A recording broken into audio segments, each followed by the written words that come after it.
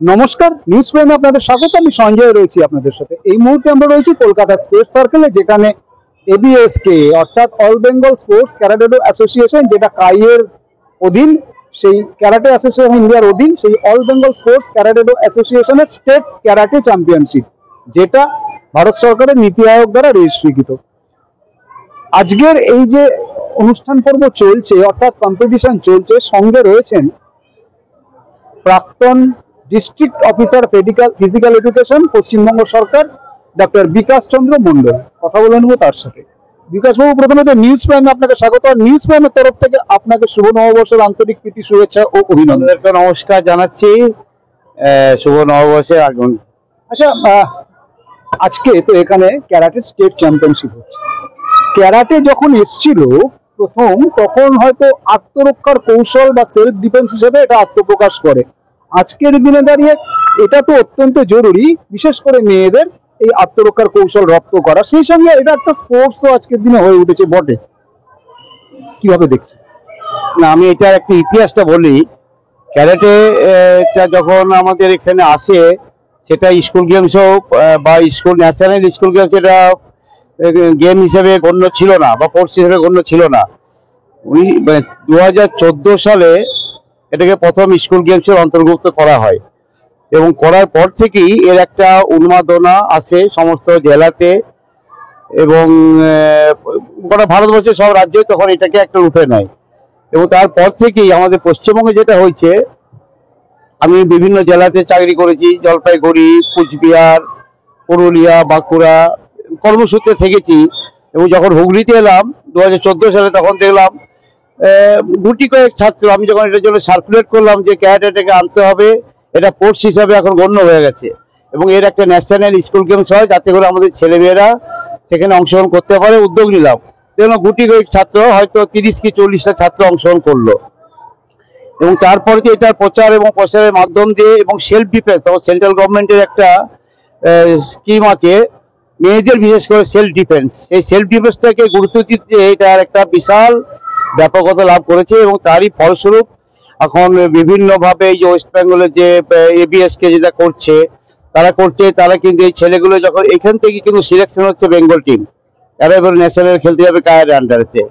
তো এইটাই হচ্ছে মূল ব্যাপার, যে আমরা ক্যারাটেটাকে এগিয়ে নিয়ে যেতে হচ্ছে এবং প্রচারটা করতে পেরেছি। বিকাশবাবু, অতি সম্প্রতি international school federation games, ISF যেটা হয়, অতি সম্প্রতি বাংলার একটি ছেলে একটি মেয়ে, একজন আন্ডার 18 দিবায়ন মণ্ডল, একজন আন্ডার 15 এদা চক্রবর্তী, সার্বিয়াতে একজন সিলভার একজন ব্রোঞ্জ অর্জন করেছে।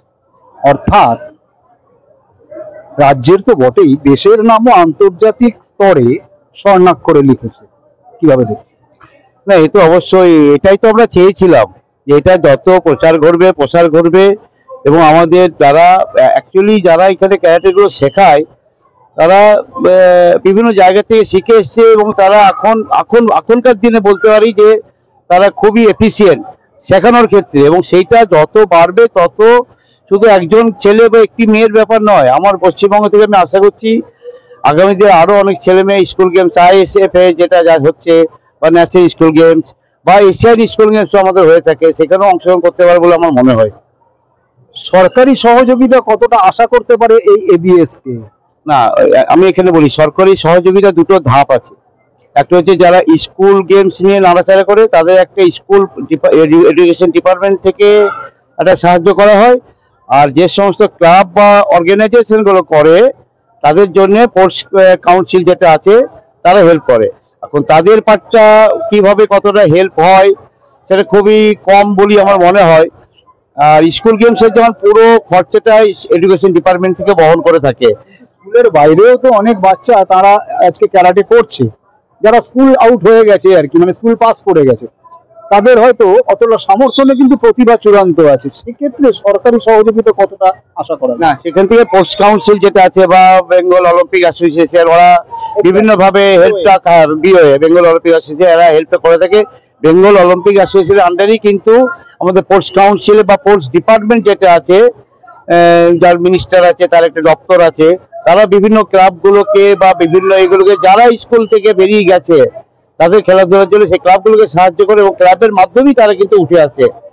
বিকাশবাবু, অতি সম্প্রতি 22শে এপ্রিল এক দুর্বিষহ ঘটনা, আমরা 26 জন সহনাগরিককে হারালাম, কি বলবেন? এই তো একটা বিশাল একটা দেশের প্রতি একটা অন্য দেশের চরম কি বলবো একটা পৈশাচিক একটা ঘটনা।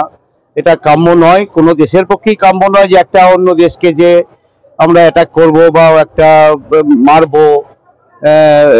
এটা খুবই নারকীয় ঘটনা একটা। এবার আমি অবশ্যই জাস্টিস অ্যাকশন, আমি কেন, গোটা ভারতবর্ষ, শুধু ভারতবর্ষ ছাড়াও বিভিন্ন দেশ সবাই বলছে যে সন্ত্রাসবাদটা নির্মূল হোক, এটাই কিন্তু সবাইকে আশা, আমরা চাইছি সবাই। অর্থাৎ যেমনটা বিকাশবাবু জানাচ্ছেন, সরকারি সহযোগিতার বেশ কয়েকটা ধাপ আছে, তবে সরকার যথেষ্ট সহযোগিতা করার জন্য, এবং সেই সঙ্গে এটাও বলছেন সন্ত্রাসবাদ নির্মূল হোক এবং এক চূড়ান্ত প্রত্যাঘাত দরকার, যাতে আগামী দিনে ভারতবর্ষকে এইভাবে আঘাত দিতে যে কোনো দেশ 10 বার অন্তত ভাবে। ভিডিও জার্নালিস্ট নীলাঞ্জনার সাথে নিউজ প্রাইমের জন্য সঞ্জয় সাহা, কলকাতা স্পেস সার্কেল।